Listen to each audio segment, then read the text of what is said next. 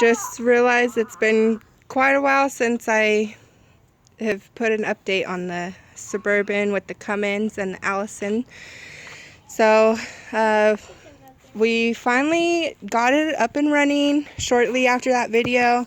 Everything's in. There's the exhaust. It's just on the other side. There's the transpan.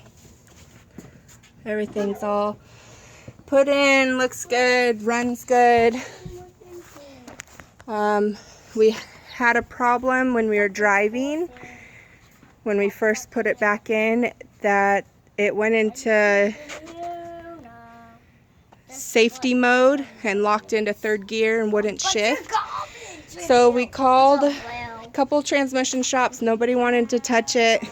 Finally found Budget Transmission in San Bernardino. They said, yeah, bring it in. So we had it towed in there, and they took it apart, went through it.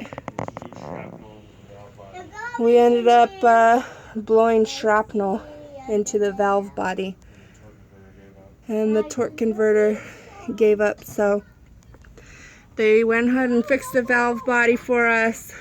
Cost us a little bit extra money that we didn't want to spend, but it's running good. Haven't had any problems since then.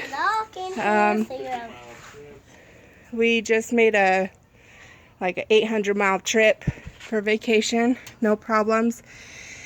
Had to have another Champion radiator made. The last one had a low coolant sensor bung right there, and it grounds out on water.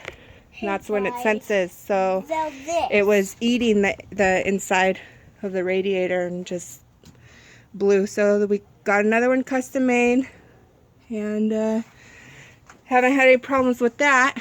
And then our newest problem, since we got everything all running and sealed, we were leaking some oil. So my husband climbed under there. It was the crankcase vent. And so first we got this tube and put one of these filters on the end, but then it just started blowing oil through that. So my husband today just put the tube back into the oil fill. Don't do that, bud. And tapped and drilled some holes into the valve covers and put little breathers on there. So the oil should just drain straight back in to the block and have no problems.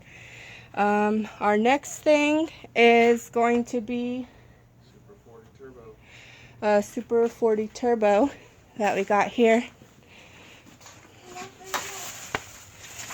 Got a really good deal on it. So the 10 blades on the exhaust, 7 on the intake, the T3 flange.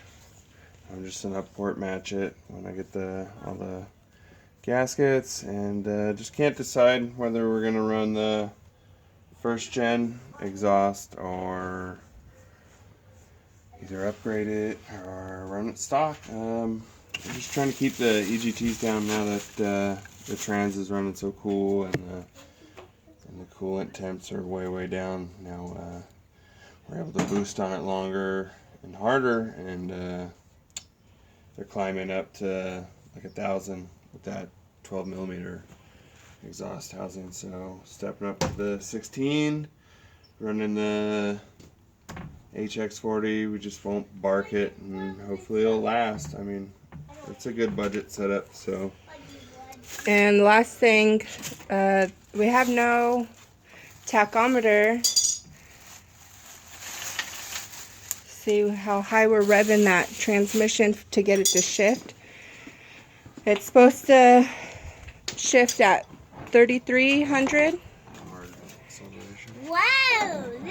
And we're having to kind of let off a little bit to get it to shift. So we found this tachometer, and you put this sensor around the alternator, and it catches how many revolutions. per minute, and you just adjust it to, you know, it's an odometer. It's good stuff. So then we'll be able to know what RPMs we're spinning, and we're gonna upgrade the governor spring to 3800. So can't go past 3800 with the stock valve springs. So we got to keep a close eye on that. Yep. So that's what we're doing now. Still a project. Still needs to paint. I don't think this project will ever be done. It just keeps getting better and better. So thanks for watching.